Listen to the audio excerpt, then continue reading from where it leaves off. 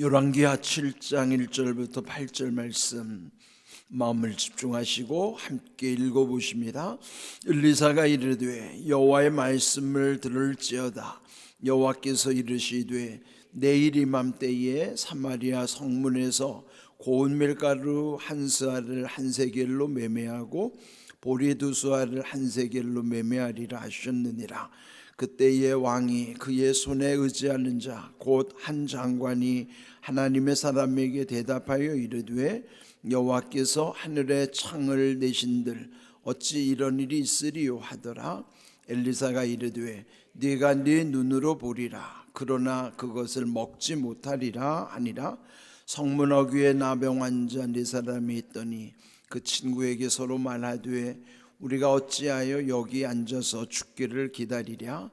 만일 우리가 성읍으로 가자고 말한다면 성읍에는 굶주림이 있으니 우리가 거기서 죽을 것이요 만일 우리가 여기서 머무르면 역시 우리가 죽을 것이라.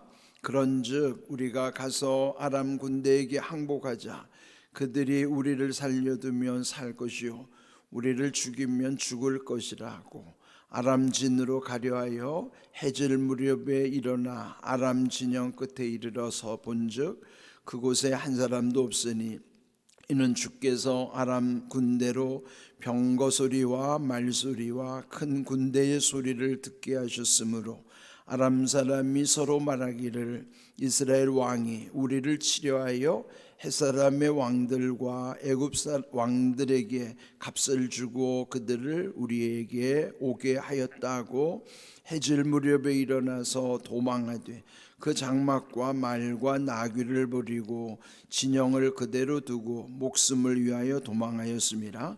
그 나병 환자들이 진영 끝에 이르자 한 장막에 들어가서 먹고 마시고 거기서 은과 금과 의복을 가지고 가서 감추고 다시 와서 다른 장막에 들어가 거기서도 가지고 가서 감추니라.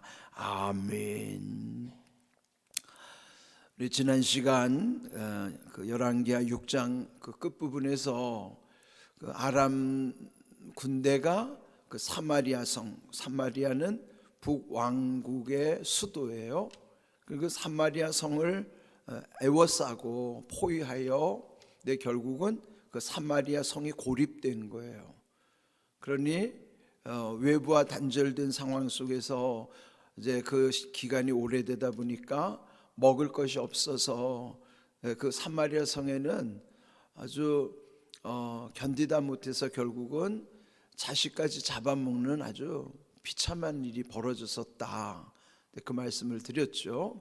근데 그 여호람 왕이 그 사실을 알고 그 분한 마음을 누구에게 돌리는가?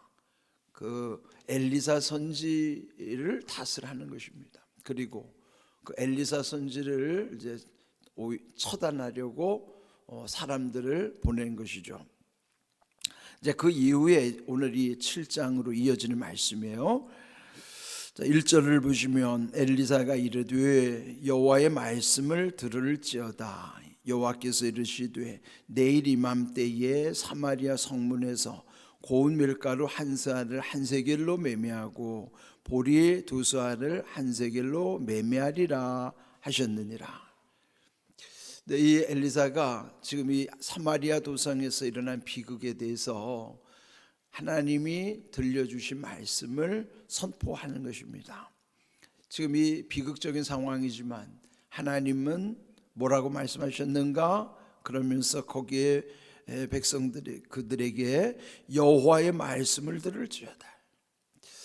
지금 이 엘리사는 하나님의 말씀을 들은 것을 선포하지만은 이미 오늘 우리에게는 성경을 통해서 하나님의 말씀을 다 담아 주셨어요. 그렇다면 오늘 우리의 삶 속에서도 무슨 일을 하든지 오늘처럼 이렇게 하루를 시작하는 이 새벽부터도 여호와의 말씀을 들을지어다, 이 말씀처럼 우리는 늘 하나님의 말씀에 귀를 기울이는 일에 우선해야 된단 말이죠. 우리 하루를 시작하든지 어떤 일을 만나든지, 때로는 여기 지금 사마리아 도성에 이런 고통 속에 있다 하더라도 우리는 우선적으로 하나님의 말씀에 귀를 기울여야 돼요. 그러니까 오늘 여기 주신 말씀처럼 여호와의 말씀을 들을지어다. 그런데 그 내용은 내일 이맘때 사마리아 성문에서 고운 밀가루 한 살 한 세겔로 매매한다. 지금 지난 시간에 본 대로 먹을 것이 없으니 나귀 머리 하나에 80세겔이라고 그랬죠. 한 세겔이라는 은 한 세겔이 노동자가 한 4일을 일을 해야 벌을 수 있는 건데, 그러니 그 나귀 머리는 부정한 음식이기 때문에 먹을 수도 없는 거죠. 그런데 결국 그런 것까지도 매매할 정도로 그 80세겔이면 노동자가 320일을 꼬박 일을 해야만 얻을 수 있는 그 비싼 값에 나귀 머리 하나를 겨우 살 수 있을 정도라니. 더군다나 비둘기똥, 옛날 성경에 뭐 합분태라고 그랬어요.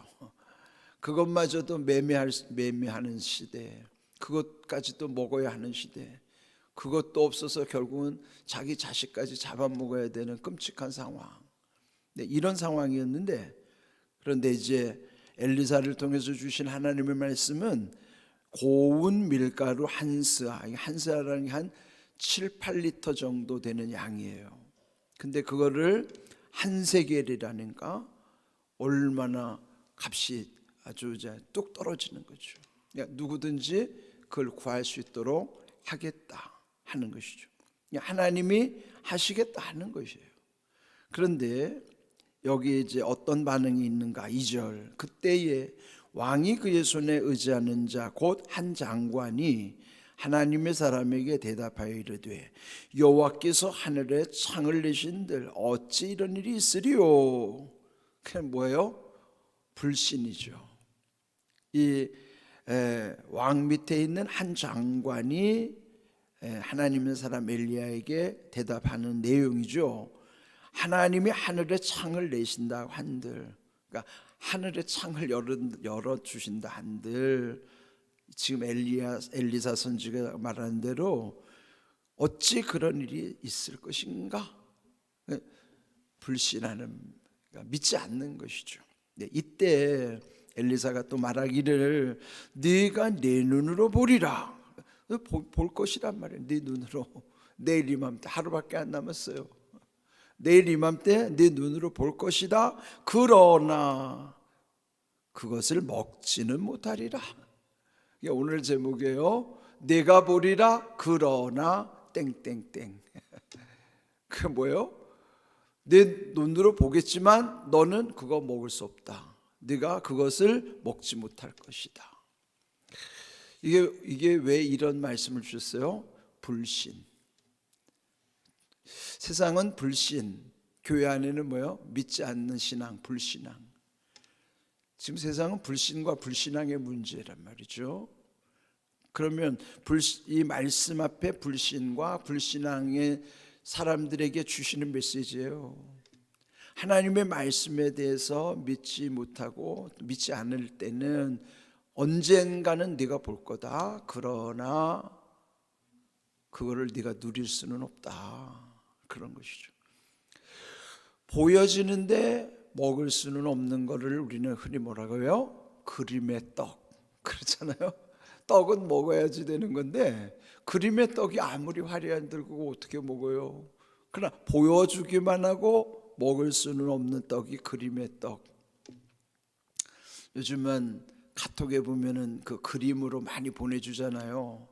만약에 누구 생일이면 뭐 누구는 막 화려한 생일상을 차려가지고 그림을 막 보내주고, 케이크를 막 3단 케이크를 막 생일 축하한다고 막 그림을 보내주고, 어떤 분은 또 돈다발을 막 잔뜩 보내주고 그래. 근데 그걸 보면은 저는 별로인 것 같아요. 그거 뭐 쓸 수도 없는 거, 먹을 수도 없는 거, 그거 보내주고 뭐하나 그게 도대체. 그런 마음을 전한다는 거는 이해를 하는데 그게 내 것은 아니잖아요. 예? 차라리 그냥 커피 한 잔 쿠폰 쏴주는 게 낫지.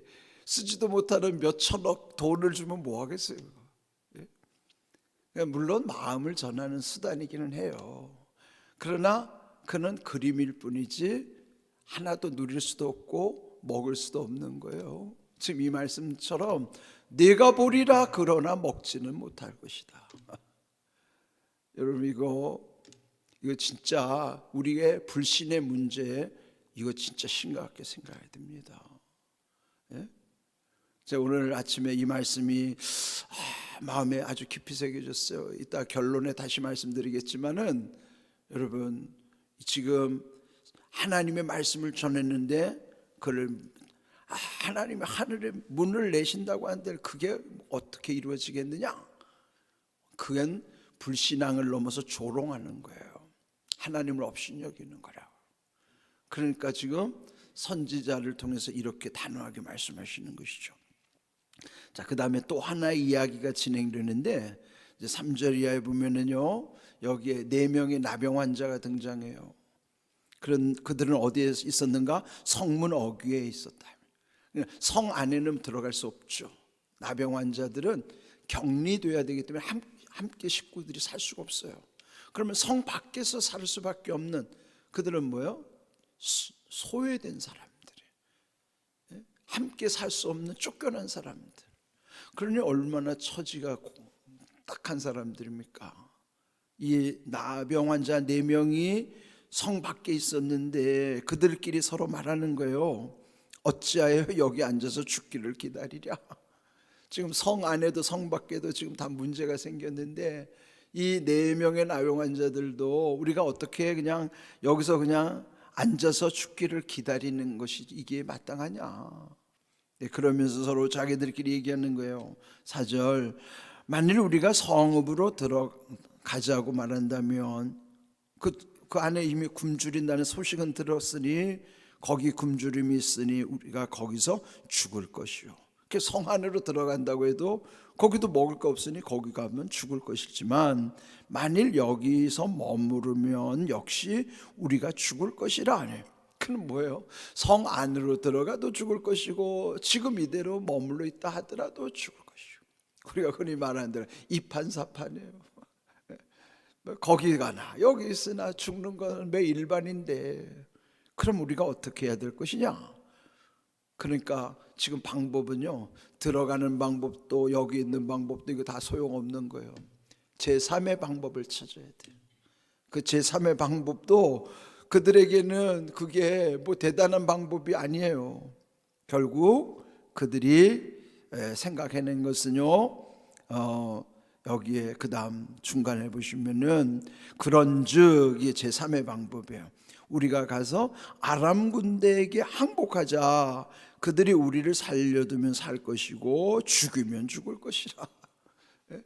그냥 어차피 죽을 건데 이대로 있거나 뭐 성에 들어간다거나 어차피 죽을 것이지만은 혹시라도 아람 진영으로 가면 거기 가서 우리가 항복하자. 그 사람이 살려두면 사는 것이고 죽이면 죽는 거지. 어차피 죽을 인생인데 그래도 혹시 항복을 했다고 해서 살려두면 뭐예요? 먹을 것이라도 줄 거 아니냐 말이에요. 그러니까 지금 이들에게 그것도 썩 좋은 방법은 아니에요. 그렇지만 그나마 나은 방법이 왜? 그래도 살 수 있는 확률이 있다는 거지. 그러니까 이들은요, 버림받았다 하더라도 마지막 삶에 대한 희망을 놓치지 않는 거예요. 그리고 결국은 그 진영으로 가는 겁니다. 아람 진영으로 들어가는 거예요. 그들이 아람 군대로 들어갔을 때 그 마음이 어떻겠습니까? 예? 자, 어쨌든 그들은 그 진영으로 들어간대요. 5절, 아람 진으로 가려하여 해질 무렵에 일어나 아람 진영 끝에 이르러 본즉 갔더니 아람 군대가 진영이 텅 비어 있는 거예요. 아니, 자기들은 아람 군대가 있는 곳을 갔는데 거기는 이미 아람 군대들이 없어요. 어수선한 진영만 덩그러니 남겨져 있는 거예요. 그래서 그 상황을 여기 설명한 겁니다. 왜 그랬는가? 6절, 하나님께서 그 아람 군대로 병거 소리, 말 소리, 큰 군대 소리를 듣게 하셨다. 그래 뭐예요? 환청이 들린 거예요. 집단 환청. 이거 오늘로 말하면 있을 수도 없는 일이지만 하나님이 그 시대에 하신 일이 이렇다는 거죠. 집단 환청에 들린 거예요. 그러니까 그들이 얼마나 공포를 느꼈겠어요. 예? 그들이 그냥 그 멀리서부터 들려오는 병거 소리, 말소리, 큰 군대 소리를 듣게 하셨으므로 그들이 소스라쳐 놀란 거예요. 그들이 오해한 거죠. 이스라엘 왕이 우리를 치려하여 햇사람의 왕들과 애굽 왕들에게 값을 주고 우리에게 오게 하였다. 즉 용병을 출격시킨 줄 한 거예요. 값을 주고 용병을 사서 지금 자기들을 처부수러 오는 줄로 이제 착각을 하게 된 거예요. 그러니까 그들이 뺑소니를 친 거지. 그냥 다 달아난 거예요. 그냥. 그래서 그 진영이 텅 비어 있었던 것입니다. 7절 해질 무렵에 일어나서 그들이 도망하여 결국은 장막과 말과 나귀를 버리고 진영은 그대로 두고 목숨을 위하여 도망하였다. 이제 이 4명의 나병 환자들은 그나마 희망의 끈을 붙잡고 항복을 하러 가는데 막상 가봤더니 그들이 먼저 도망간 거예요. 항복하러 갔는데 그들은 도망간 거예요. 그리고 나서 8절 그 나병 환자들이 진영 끝에 이르자 한 장막에 들어갔더니 거기에는 먹고 마실 게 있어요. 그래서 먹고 마시고 뿐만 아니라 거기서 은과 금과 의복을 가지고 가서 감추고 다시 와서 다른 장막에 들어가 거기서도 가지고 가서 감추니라. 여기 인간의 본성이 나와요. 뭡니까? 인생이 가장 시급한 게 먹는 문제니까 일단은 이 식욕을 충족했어요. 그들이 며칠을 굶었을지는 상상할 수도 없지만은 지금 먹을 게 없는 지경에서 이들이 얼마나 지금 이 눈이 그냥 뒤집혔겠어요. 그러니 일단 실컷 먹고 난 다음에는 자 식욕이 해결되면 그 다음에 뭐가 필요해요? 이게 식욕 다음에 재물욕이 그 다음에 발동하니까 은금 의복 있는 대로 다 감췄다. 그리고 또 다른 장막으로 들어가서 또 그 짓을 했다. 이게 뭐예요? 이게 인생의 본성이 이렇다는 거죠. 그런데 이제 그 다음에 이들로 인하여 반전이 또 일어나요. 그런데 이제 다음 시간 연속극처럼 그런데 참 재밌어요. 예? 그런데 오늘 중요한 건 뭐냐면 제목이에요. 내 눈으로 보리라 그러나 넌 먹지 못할 거다. 근데 여러분 실제로 성경에 보면요 내 눈으로 봤는데 그러나 그걸 누리지 못한 대표적인 인물이 있어요. 그 부자와 나사로 이야기. 그 부자와 나사로가 한 날 죽었어요. 그런데 이 땅에 있는 동안에는 부자의 그 문 바깥 문 쪽에서 매일같이 거지가 나사로가 빌어먹던 거예요. 그런데요 죽고 나니까 역전이 된 거예요. 나사로는 천국에 갔는데 이 부자는 지옥으로 떨어졌어요. 자 한번 읽어보겠습니다. 누가복음 16장 23절입니다. 그가 음부에서 고통 중에 눈을 들어 멀리 아브라함과 그의 품에 있는 나사로를 보고 그랬어요. 그가 누구예요? 부자입니다. 그 부자는 이 땅에 있는 동안에 하나님 믿지 않았어요. 호의호식만 했어요. 그런데 그에게 빌어먹던 나사로는 어디 있냐면 천국에 있어요. 근데 지금 이 음부에서 고통 중에 즉 지옥의 고통 중에서 어떻게 했다고요? 눈을 들어 어디를 봤어요? 천국을 본 거예요. 나사로가 있는 천국을 봤어요. 어떻게 했죠? 내가 보리라 그러나 천국을 누리지 못한 거예요. 그는 지옥에서 천국만 바라보고 있는 거예요. 고통을 느끼면서. 지금 오늘 이 말씀처럼 내가 보리라 그러나 너는 천국에 가지 못한다.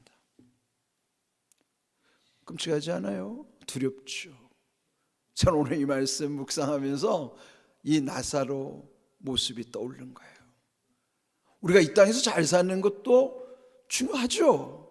그러나 이 부자처럼 천국도 모르고 잘 살다가 저기 지옥에 떨어졌는데 나중에 가보니까 천국이 보이기는 하는데 자기는 지옥의 고통 속에 있다 이 말이에요. 네가 보리라 그러나 넌 지옥에 있다 이 말이에요. 이거 여러분 두려워해야 될 말씀이에요. 예? 오늘 이 말씀을 잘 묵상하셔야 됩니다. 내가 보리라 그러나 뭐예요? 믿지 않았던 사람들 언젠가 볼 것입니다. 천국이 보여질 거예요. 그러나 지옥에 있는 거예요. 그런데 오늘 또 하나 중요한 건, 하나님이 우리에게 주시는 말씀을 믿음으로 받지 아니하면은 언젠가는 우리가 다 보게 될 거지만 후회할 거예요. 그때 언젠가는 다 드러나겠죠. 그때 더 기도할 걸. 껄껄껄. 지옥에서 들리는 소리가 껄껄껄 아니에요? 껄껄껄. 그 나중에 후회한들 무슨 소용이 있습니까? 오늘 주신 말씀, 불신 믿지 않을 때 결국 내가 언젠가 보게 되지만 그러나 그거 너는 너에게 아무 소용이 없다는 거예요. 오늘 이 말씀을 깊이 묵상하면서 우리의 모든 일을 믿음 가운데서 하나님의 은혜를 잘 감당할 수 있기를 주님의 이름으로 축복합니다. 아멘.